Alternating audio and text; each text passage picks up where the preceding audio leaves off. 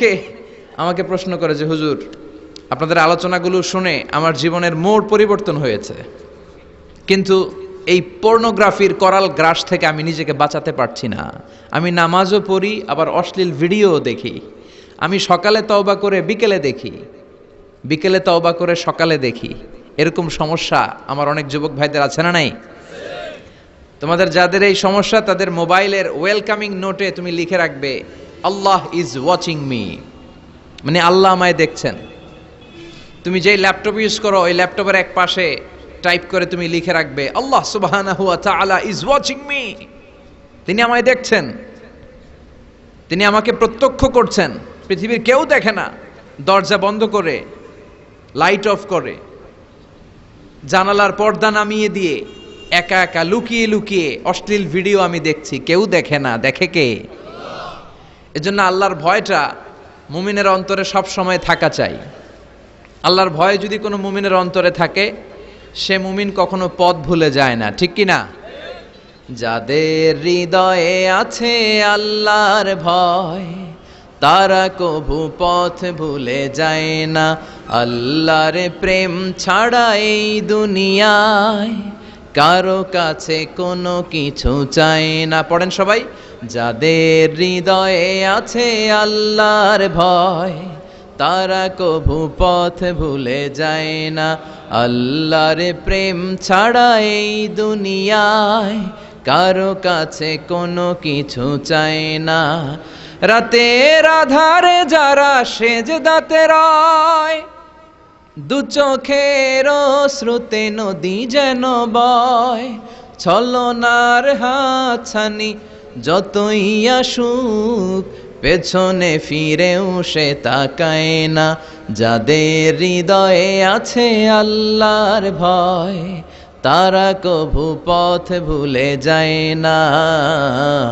আল্লাহর প্রেম ছাড়া এই দুনিয়ায় কারো কাছে কোনো কিছু চায় না। চিল্লায় বলেন ঠিক কিনা? আল্লাহর ভয় এটা অনেক দামি জিনিস।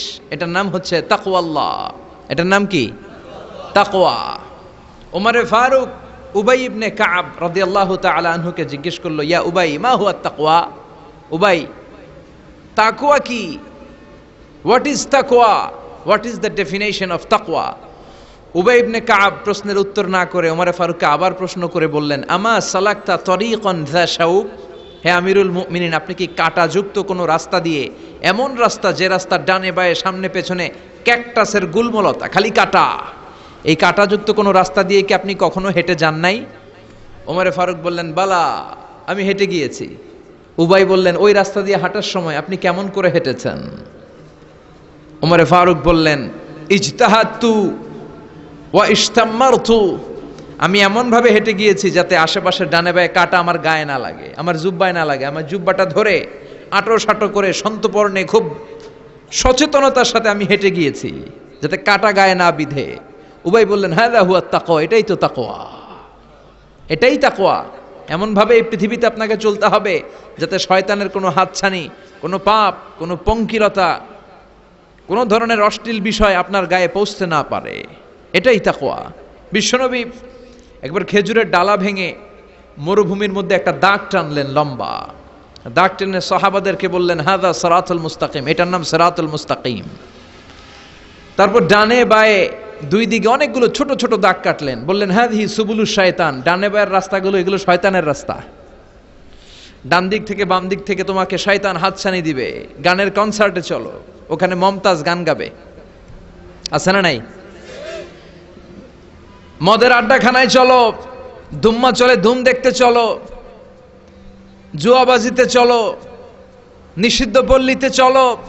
একটার পর একটা হাতছানি আপনাকে ডানে বায়ে সামনে থেকে পেছন থেকে আপনাকে গ্রাস করে ফেলতে চাইবে। কিন্তু মুমিন যখন সিরাতুল মুস্তাকিমের পথে একবার উঠেছে, এই পথটা শুরু হয়েছে দুনিয়া থেকে, এটার ওই প্রান্তে আছে জান্নাতুল ফেরদাউস, ঠিক কিনা? এজন্য প্রতিদিন সালাতে আমরা পড়ি, ইহদিনাস সিরাতাল মুস্তাকিম। যে যুবকদের এই সমস্যা আছে, পর্নোগ্রাফির সমস্যা, এটা জাতীয় সমস্যা বাংলাদেশের জাতীয় রোগের নাম ডায়াবেটিক্স। জাতীয় রোগের নাম কি? আর যুবকদের জাতীয় সমস্যা হচ্ছে কি? পর্নোগ্রাফি, স্মার্টফোনগুলো আমাদেরকে স্মার্ট না বানিয়ে আমাদেরকে শেষ করে দিচ্ছে, ঠিক কি না? এজন্য আপনার একটা শক্ত সিদ্ধান্ত পারে আপনাকে জান্নাতি বানাতে, আর আপনার দুর্বল সিদ্ধান্তটাই আপনাকে জাহান্নামী বানানোর জন্য যথেষ্ট। এজন্য মুমিন মাত্রই তাকে বিশ্বাস করতে হবে আল্লাহ ইজ ওয়াচিং মি। কি বিশ্বাস করবেন? আল্লাহ ইজ ওয়াচিং মি, আল্লাহ আমায় দেখছেন। কেউ দেখে না, কারো দেখার দরকার নাই, কিন্তু আমার আল্লাহ দেখে, ঠিক কি না? এটাই সবসময় মুমিনের অন্তরে থাকতে হবে। এটার নাম ঈমান, এটার নাম তাকওয়া। এই তাকওয়া নিয়ে যেন আমরা মরতে পারি, আল্লাহ তুমি তৌফিক দাও। ঈমানের সাথে যেন আমাদের মৃত্যু নসিব হয়, তুমি তৌফিক দাও।